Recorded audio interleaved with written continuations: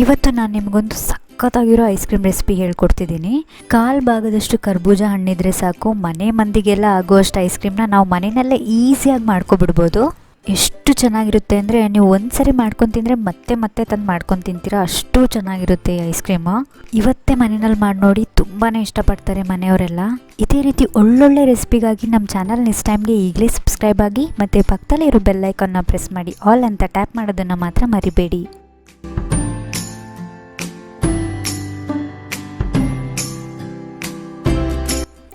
ಖರ್ಬೂಜ ice cream ಮಾಡೋ ವಿಧಾನ ನೋಡ್ಕೊಳ್ಳೋಣ. ಒಂದು ಪಾತ್ರೆಯಲ್ಲಿ 1 ಕಪ್ನಷ್ಟು ಹಾಲು ಮತ್ತು 2 ಟೀ ಸ್ಪೂನಷ್ಟು ಗೋಧಿ ಹಿಟ್ಟನ್ನ ಹಾಕ್ಕೊಂಡು ನೀಟಾಗಿ ಒಂಚೂರು ಗಂಟಿಲ್ದಲ್ಲೇ ಇರೋ ಥರ ಮಿಕ್ಸ್ ಮಾಡ್ಕೋತಾ ಇದ್ದೀನಿ.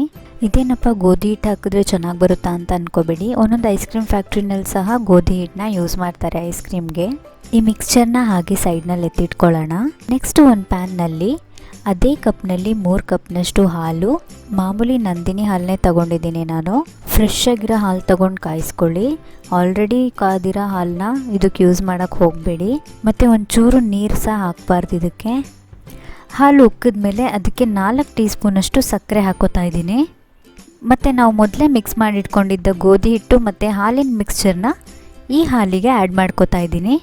ಗೋಧಿ ಹಿಟ್ಟು ಹಾಕಿರೋದ್ರಿಂದ ಇವಾಗ ಹಾಲಿನ ಕನ್ಸಿಸ್ಟೆನ್ಸಿ ಗಟ್ಟಿ ಆಗ್ತಾ ಹೋಗುತ್ತೆ. ಸೊ ಆದಷ್ಟು ಮೀಡಿಯಮ್ ಫ್ಲೇಮ್ನಲ್ಲಿ ಇಟ್ಕೊಂಡು ಮಿಕ್ಸ್ ಮಾಡ್ತಾನೇ ಇರಿ, ತಳ ಹಿಡಿದಲ್ಲೇ ಇರೋ ಥರ ನೋಡ್ಕೊಳ್ಳಿ. ಇವಾಗ ಒಂದು 3 ನಿಮಿಷ ಆದಮೇಲೆ ಗಟ್ಟಿ ಆಗ್ತಾ ಬರ್ತಾ ಇದೆ. ಇದು ನಾವು ತಗೊಂಡಿದ್ದ ಹಾಲಿನ ಕ್ವಾಂಟಿಟಿನೂ ಕಮ್ಮಿ ಆಗಿದೆ. ಟೋಟಲಾಗಿ ಒಂದು 4-5 ನಿಮಿಷ ಸಾಕು, ಜಾಸ್ತಿ ಏನು ಬೇಯಿಸ್ಕೊಳ್ಳೋಕೆ ಹೋಗಬೇಡಿ. ಇದನ್ನ ಇವಾಗ ಆಫ್ ಮಾಡಿಕೊಂಡು ಸ್ವಲ್ಪ ಆರ್ಲಿಕ್ಕೆ ಬಿಡ್ತಾ ಇದ್ದೀನಿ. ಸ್ವಲ್ಪ ತಣ್ಣಗಾಗಲಿ ಅಂತ ಫ್ಯಾನ್ ಕೆಳಗಡೆ ಇಟ್ಟಿದ್ದೀನಿ. ಅಷ್ಟರೊಳಗೆ ನಾವಿಲ್ಲಿ ಹಣ್ಣನ್ನು ರೆಡಿ ಮಾಡ್ಕೊಳ್ಳೋಣ. ನೋಡಿ, ಕರ್ಬೂಜ ಹಣ್ಣಿಂದು ಸಿಪ್ಪೆ ತೆಗೆದು ಅದರೊಳಗಡೆ ಇರೋ ಬೀಜನೆಲ್ಲ ತೆಗೆದು ಇಟ್ಕೊಂಡಿದ್ದೀನಿ. ನೀವಿಲ್ಲಿ ನೋಡ್ಬೋದು, ಜಸ್ಟ್ ನಾನು ಒಂದು ಕರ್ಬೂಜ ಹಣ್ಣಲ್ಲಿ 1/4 ಭಾಗದಷ್ಟು ತಗೊಂಡು ಚಿಕ್ಕದಾಗಿ ಕಟ್ ಮಾಡಿಕೊಂಡು ಬೌಲ್ಗೆ ಹಾಕ್ಕೊಂಡಿದ್ದೀನಿ. ನಿಮಗೆ 1/4 ಭಾಗದಷ್ಟು ಗೊತ್ತಾಗೋಲ್ಲ ಅನ್ನೋದಿದ್ರೆ ನೋಡಿ, 2 ಬಟ್ಲಷ್ಟು ತಗೊಂಡಿದ್ದೀನಿ ನಾನು. ನಾವಿದನ್ನು ಫ್ಲೇವರ್ಗೋಸ್ಕರ ಹಣ್ಣು ಹಾಕೋತಿರೋದ್ರಿಂದ ಪೂರ್ತಿ ಹಣ್ಣನ್ನೇ ಹಾಕೋ ಅವಶ್ಯಕತೆ ಇಲ್ಲ, ಸ್ವಲ್ಪ ಹಾಕ್ಕೊಂಡ್ರೆ ಸಾಕು. ಕರ್ಬೂಜ ಹಣ್ಣೇ ತಗೋಬೇಕಾ, ಬೇರೆ ಹಣ್ಣು ಯಾವುದೂ ಆಗಲ್ವಾ ಅಂತ ಕೇಳೋರಿಗೆ ಇಲ್ಲ, ಆ ಥರ ಏನಿಲ್ಲ. ನಿಮ್ಮ ಹತ್ರ ಯಾವುದು ಮನೆಯಲ್ಲಿ ಹಣ್ಣುಗಳಿದೆ ಅದರಲ್ಲೂ ಸಹ ನೀವು ಇದೇ ಪ್ರೊಸೀಜರ್ನಲ್ಲಿ ಮಾಡ್ಕೋಬೋದು. ತುಂಬಾ ನ್ಯಾಚುರಲ್ಲಾಗಿ ಸಖತ್ ಟೇಸ್ಟಿಯಾಗಿರೋ ಐಸ್ ಕ್ರೀಮ್ನ ಮನೆಯಲ್ಲೇ ಮಾಡ್ಕೋಬೋದು. ಇದಕ್ಕೆ ಇವಾಗ 4 ಟೀ ಸ್ಪೂನಷ್ಟು ಸಕ್ಕರೆ ಹಾಕ್ಕೊಂಡಿದ್ದೀನಿ. ನೀರು ಹಾಕೋತಿಲ್ಲ, ಹಾಗೆ ರುಬ್ಕೋತಾ ಇದ್ದೀನಿ ಪೇಸ್ಟ್ ಆಗೋವರೆಗೂ. ಹಣ್ಣೆಲ್ಲ ನುಣ್ಣಗಾಗೋವರೆಗೂ 1 ನಿಮಿಷ ರುಬ್ಕೊಳ್ಳಿ ಸಾಕು. ಈ ಹಣ್ಣು ಇವಾಗ ನೀಟಾಗಿ ಬ್ಲೆಂಡ್ ಆಗಿದೆ. ಇದಕ್ಕೆ ನಾವು ಮೊದಲೇ ಆರ್ಲಿಕ್ಕೆ ಇಟ್ಟಿದ್ವಲ್ಲ ಬೇಯಿಸ್ಕೊಂಡಿದ್ದ ಹಾಲನ್ನ ಇದಕ್ಕೆ ಹಾಕ್ಕೋತಾ ಇದ್ದೀನಿ. ನಾವು ಇದೇನು ಹಾಲು, ಸಕ್ಕರೆ, ಗೋಧಿ ಹಿಟ್ಟು ಹಾಕ್ಕೊಂಡು ಮಿಕ್ಸ್ಚರ್ ರೆಡಿ ಮಾಡ್ಕೊಂಡಿದ್ದೀವೋ ಇದು ಐಸ್ ಕ್ರೀಮ್ಗೆ ಬೇಸ್ ಇದ್ದಂಗೆ. ಇದೊಂದು ರೆಡಿ ಮಾಡ್ಕೊಂಡ್ರೆ ಸಾಕು. ನೀವು ಥರದ ಐಸ್ ಕ್ರೀಮ್ನ ಮನೆಯಲ್ಲೇ ಮಾಡ್ಕೋಬೋದು. ಸ್ಟ್ರಾಬೆರಿ ಮಾಡ್ಕೋಬೋದು, ಪಿಸ್ತಾ, ಕೋಕೋ ಪೌಡರ್ ಹಾಕಿದರೆ ಚಾಕ್ಲೇಟು, ಆ ಥರ ನಿಮಗೆ ಹಣ್ಣುಗಳು ಹಾಕಿದರೆ ಹಣ್ಣಿನ ಐಸ್ ಕ್ರೀಮ್ಗಳು, ಆ ಥರ ಎಲ್ಲ ಥರದ ಐಸ್ ಕ್ರೀಮ್ನು ಮಾಡ್ಕೋಬೋದು. ನಾನಿಲ್ಲಿ ಕರ್ಬೂಜ ಯಾಕೆ ಹಾಕ್ಕೊಂಡಿದ್ದೀನಿ ಅಂದರೆ ಕರ್ಬೂಜ ತುಂಬಾ ಒಳ್ಳೆಯದು ದೇಹಕ್ಕೆ. ಇದರಲ್ಲಿ ಕೊಬ್ಬಿನಂಶ ಇಲ್ದಲೇ ಇರೋದ್ರಿಂದ ನಾವು ತೂಕ ಇಳಿಸ್ಕೊಳ್ಳೋಕ್ಕೆ ಸಹ ಇದು ತುಂಬಾ ಹೆಲ್ಪ್ ಆಗುತ್ತೆ. ಇದು ಡೈಜೆಷನ್ಗೆ ಅಂದರೆ ಜೀರ್ಣ ಆಗಲಿಕ್ಕೆ ತುಂಬಾ ಒಳ್ಳೆಯದು ಈ ಹಣ್ಣು.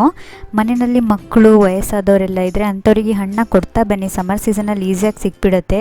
ಮಕ್ಕಳು, ದೊಡ್ಡವ್ರಿಗೆಲ್ಲ ಸ್ವಲ್ಪ ಜೀರ್ಣ ಮಾಡ್ಕೊಳ್ಳೋ ಅಂಥ ಶಕ್ತಿ ಕಮ್ಮಿ ಇರುತ್ತೆ.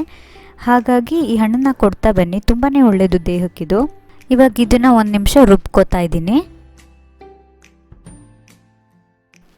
ಈ ಥರ ಆಗುತ್ತೆ ಇದು ರುಬ್ಕೊಂಡ್ಮೇಲೆ. ಇದಕ್ಕೆ ನಾನು ಒಂದು ಸ್ವಲ್ಪ ಕೆನೆ ಹಾಕೋತಾ ಇದ್ದೀನಿ. ಬೆಳಗ್ಗೆ ಹಾಲು ಕಾಯಿಸುವಾಗ ಕೆನೆ ಎತ್ತಿಟ್ಕೊಂಡಿದ್ದೆ, ಅದನ್ನೇ ಹಾಕೋತಾ ಇದ್ದೀನಿ. ನೀವು ಎಷ್ಟು ಜಾಸ್ತಿ ಕೆನೆ ಹಾಕೋತಿರೋ ಅಷ್ಟು ಒಳ್ಳೆಯದು, ಅಷ್ಟು ಕ್ರೀಮಿಯಾಗಿ ಸಖತ್ತಾಗಿ ಬರುತ್ತೆ ಇದು. ಆದರೆ 2 ದಿನದೊಳಗಡೆ ಕೆನೆನ ಯೂಸ್ ಮಾಡ್ಕೊಳ್ಳಿ. ಜಾಸ್ತಿ 1 ವಾರದೆಲ್ಲ ಯೂಸ್ ಮಾಡಬೇಡಿ, ಆಮೇಲೆ ಮೊಸರು ಥರ ಆಗಿಬಿಡುತ್ತೆ. ಇದ್ರ ಬದಲಿಗೆ ಫ್ರೆಶ್ ಕ್ರೀಮ್ ಇದ್ದರೆ ಇನ್ನೂ ಒಳ್ಳೆಯದು.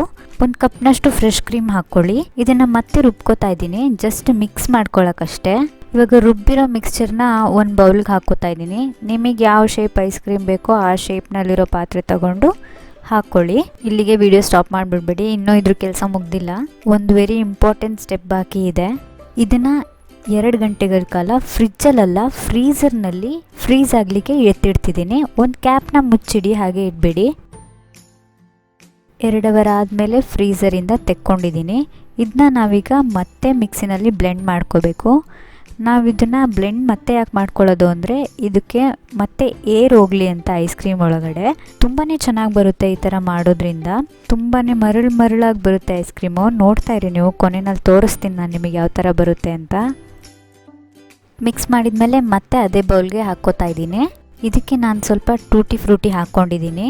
ಇದ್ದರೆ ಹಾಕ್ಕೊಳ್ಳಿ, ಇಲ್ಲಾಂದರೆ ಅವಶ್ಯಕತೆ ಇಲ್ಲ. ಮತ್ತು ಒಂದು ಚಿಟಿಕೆ ಅಷ್ಟು ಇದಕ್ಕೆ ಯೆಲ್ಲೋ ಕಲರ್ ಹಾಕ್ಕೊಂಡು ಮಿಕ್ಸ್ ಮಾಡ್ಕೊಂಡಿದ್ದೀನಿ. ಜಸ್ಟ್ ಚೆನ್ನಾಗಿ ಕಾಣಲಿ ಕಲರ್ ಅಂತ ಅಷ್ಟೇ, ಹಾಕಲೇಬೇಕು ಅಂತ ಅವಶ್ಯಕತೆ ಇಲ್ಲ. ಮಕ್ಳಿಗೆ ಸ್ವಲ್ಪ ಕಲರ್ ಚೆನ್ನಾಗಿ ಕಾಣಿಸಿದ್ರೆ ಖುಷಿನಲ್ಲಿ ತಿಂತಾರೆ, ಅದಕ್ಕಾಗಿ ಇದನ್ನ ಇವಾಗ ಫೈನಲ್ ಆಗಿ 5 ರಿಂದ 6 ಗಂಟೆಗಳ ಕಾಲ ಫ್ರೀಝರ್ನಲ್ಲಿ ಇಡ್ತಾ ಇದ್ದೀನಿ. ನಾನಿಲ್ಲಿ ಒಂದು ನೈಟ್ ಫುಲ್ ಇಟ್ಟಿದ್ದೆ. ಬೆಳಗ್ಗೆ ಎದ್ದು ಫ್ರೀಝರಿಂದ ತೆಕ್ಕೊಂಡಿದ್ದೀನಿ. ನೋಡ್ಬೋದು ನೀವು ಇವಾಗ ಎಷ್ಟು ಚೆನ್ನಾಗಿ ಮರಳಾಗಿ ಐಸ್ ಕ್ರೀಮ್ ಬರುತ್ತೆ ಅಂತ. ತುಂಬ ಅಂದರೆ ತುಂಬಾ ಚೆನ್ನಾಗಿರುತ್ತೆ ಇದ್ರ ಟೇಸ್ಟು. ಇವತ್ತೇ ಮಾಡ್ಕೊತೀನಿ ಅಂತ ಹೇಳ್ತೀನಿ ನಾನು. ಸ್ವಲ್ಪ ಬಿಸಿ ನೀರಿನಲ್ಲಿ ಡಿಪ್ ಮಾಡ್ತಾ ಇದ್ದೀನಿ, ಐಸ್ ಕ್ರೀಮ್ನ ಬೌಲಿಂದ ತಕ್ಕೊಳ್ಳೋಕೆ ಈಸಿ ಆಗಲಿ ಅಂತ. ಟೂಟಿ ಫ್ರೂಟಿ ಹಾಕಿರೋದ್ರಿಂದ ಕೇಕ್ ಥರ ಕಾಣ್ತಿದೆ ಇದು. ಮಕ್ಳಿಗೆ ತುಂಬಾ ಇಷ್ಟ ಆಗುತ್ತೆ.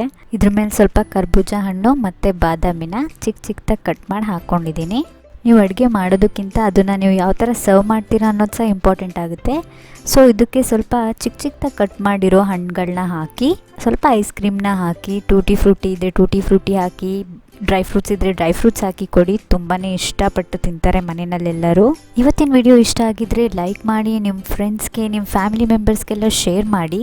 ಮತ್ತು ನಮ್ಮ ಚಾನಲ್ಗೆ ನೀವು ಇನ್ನೂ ಸಬ್ಸ್ಕ್ರೈಬ್ ಆಗಿಲ್ಲ ಅನ್ನೋದಿದ್ರೆ ಕೆಳಗಡೆ ರೆಡ್ ಕಲರ್ ಸಬ್ಸ್ಕ್ರೈಬ್ ಬಟನ್ನ ಪ್ರೆಸ್ ಮಾಡಿ ಈಗಲೇ ಸಬ್ಸ್ಕ್ರೈಬ್ ಆಗಿ. ಮತ್ತು ವಿಡಿಯೋನ ಕೊನೆವರೆಗೂ ನೋಡಿದ್ದಕ್ಕಾಗಿ ಧನ್ಯವಾದಗಳು.